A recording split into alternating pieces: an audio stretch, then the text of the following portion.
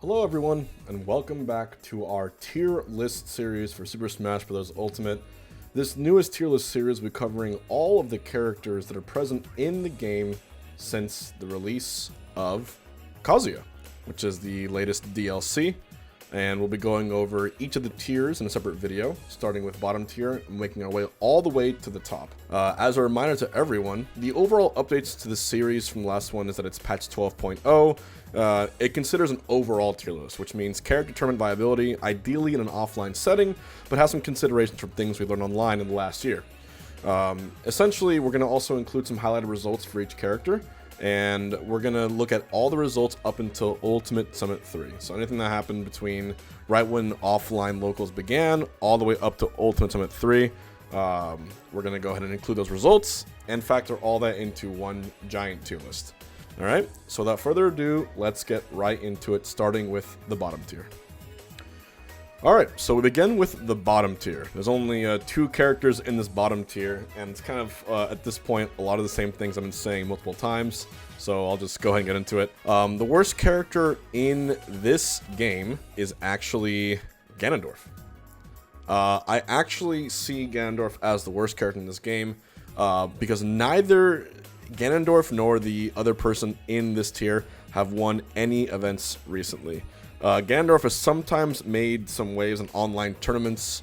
Most notably, there was a Ganondorf player named Matt Bro who was actually able to take a set off of Spargo, which was extremely bizarre. Apart from very few results in between, it seems this character is completely unable to win the tournament, and so to me, he's the worst in the game. The second worst character, and I guess he moved up one spot last time, is Little Mac. Of course, we've started to see a few more results from Peanut, seeing that online was not a fluke. Peanut was able to place really well, especially in the Xanadu weeklies, getting, I believe, 5th at one point, which is very, very difficult. But, you know, he's nearly clutched out some really notable wins, but at the same time, it's Little Mac. If you're quick on the ground, you can definitely mix up your opponent. I think at this point, anyone watching this video who has played online or just walked into a local and played against a competent Little Mac, it's not just like a super free win like it used to be. I actually think that a good Little Mac will actually keep you on your toes, because on the ground, the character is a menace. It's just you have to understand, if you put him into his weak spot, there's not much he can do. So for that reason, Little Mac and Ganondorf, the two worst characters in the game, probably in bottom tier for the rest of this game's life at this point. Let's jump over to low tier. Overall, characters in low tier are very poor, but they have a bit more strategy behind them and some passable matchups throughout the tier list. Winning a regional is within the scope of possibility, but they'll never win a major, I feel. You may see upwards of maybe 3 to 5 PGR players main these characters. In low tier, we're going to start with Lucario. No one in North America or Europe has yet to win an event with Lucario recently, and we still don't have a standout main for them yet. With majors coming back, we might see more, and while he's theoretically decent, there's literally no proof of it. The only thing I can think of in terms of, I guess, online was Armadillo, who was able to do a huge run in the Smash World Tour qualifier and even qualify for the regional, I believe, finals. So there are some decent ones that exist there, but offline, we really haven't seen much at all. I'm really hoping maybe an overseas player comes and just shows us how to make this character work. He did receive buffs recently, but, you know, up until this point, lowest of low tier, I'll give to Lucario. Right after Lucario, we have Mii Gunner. Mii Gunner got a slight buff in patch 12.0. You know, the buff in 11.0 was pretty nice, and overall the character can trend into the lower mid tier in the future, but it's not quite enough to keep him out of low tier just yet. Mii Gunner has clearly had some success here and there online, but more precision offline could keep him down, and yet has yet to score a full event win recently. The main Mii Gunner that comes to mind would be Captain Sito, who had an amazing run in the Smash 4 Tour in Central American qualifiers. Ultimately didn't make it in, but clearly showed he's able to prove his worth with that character. You gotta camp, allow that character to win a lot. Next up in low tier, we have Piranha Plant. We saw some signs of life from Piranha Plant in the character earlier in quarantine, but nothing as of late back in person. The character probably still needs a decent job being reworked in its approach to gameplay to fit into the meta. It's just Plant went from a gimmicky character to then a sort of, thorn in your side, a sort of rock in your shoe, this annoying thing that every once in a while you would encounter. And if you don't know how to play Piranha Plant, you're probably going to get bodied. But if you sit it down and just break the character down to its components, Piranha Plant, heavy character, but relatively easy to edge guard. Has a very flowchart style with the Patui and the poison gas, and as long as you watch out for the big hits, very easy to punish, and has a very, very bad disadvantage state. So hopefully we'll see some Piranha Plants really push his character further into the meta. The one that comes to mind would be Send, formerly known as Best Nest, who mains Nest but has a really good Piranha Plant secondary and is able to get some good results online, but nothing too crazy yet. Also in low tier we have Ridley. Guys, big bodies in the Smash game will almost always have issues. But Ridley, for being a big body, he doesn't even have big body weight, like I've always said. He's literally the same weight as Ike and nowhere near Bowser. Bowser's like a decently designed heavy character. Super huge, super heavy. That's what it should be. And because of that, he's just not as threatening as other heavies in positional advantage. Has huge range, does, amazing work in terms of, zoning out certain characters with his massive tilts and aerials and maybe getting a good up smash early kill, a good forward smash kill. It's a character, again, that if you're unfamiliar with it, you will be, you will be in a lot of trouble.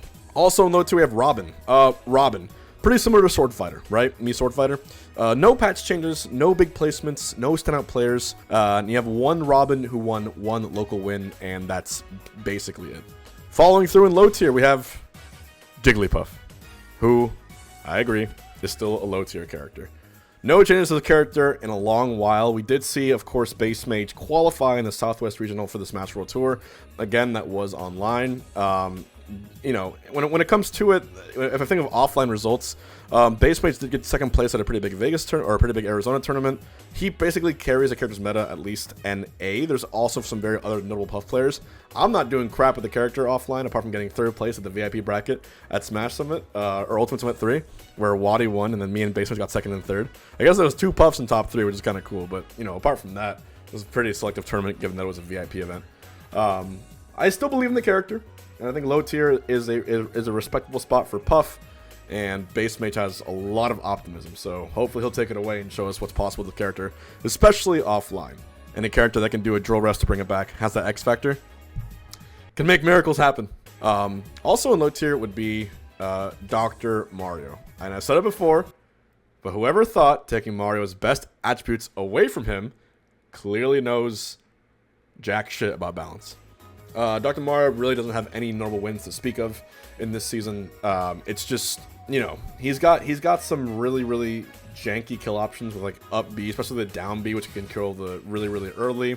Cool setups with pills, a strong back throw, a dunk, really strong smash attacks. He's a powerhouse, but apart from the online warriors like Mabel, Underdog, and some others I'm forgetting, this character needs a lot more work online. But I pushed him from low tier up to, or from bottom tier up to low tier because his strength is just, it's too hard to not consider, and I actually think someone can make an upset with him happen. In low tier, we also have Isabelle.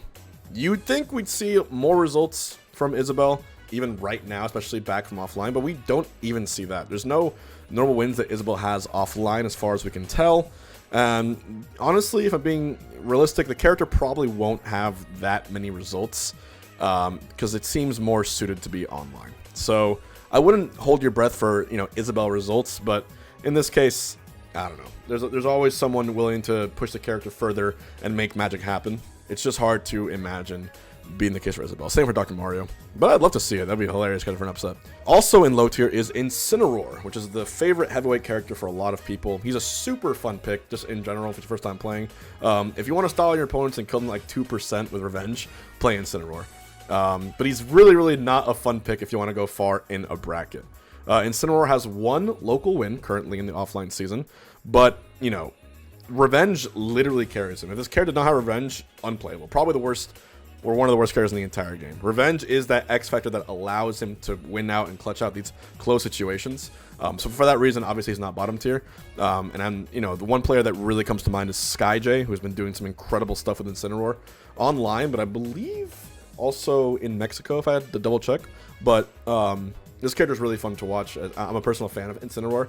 I do think this character has potential to be pushed further, maybe even to mid tier, if someone truly, truly masters every revenge setup and figures out how to, use that extremely clutch kill option as much as possible. And finally, in low tier, we have Ice Climbers. Ice Climbers, I still think like we're still waiting for the true breakout main and performance for this character. It has so much potential, And a character with this much potential should never be low tier, but somehow still is. You know, we've been waiting. There's been a couple of players from regions that, you know, we have, you know, Big D and in NA in Canada, I believe. We have Harasen in Japan, but it's just like we're still waiting for this character to have its glory day, right? Big D did manage to win an event with them recently, but he's very much an outlier in that case. But if someone is able to master this character, all the desyncs, all the setups, and do everything beautifully, I think people would lose their fucking minds. So guys, that is the low and bottom tier section of the 12.0 tier list. Let me know what you guys think about the list so far, and let me know who you're expecting to see in our next video, which will cover the middle tier characters.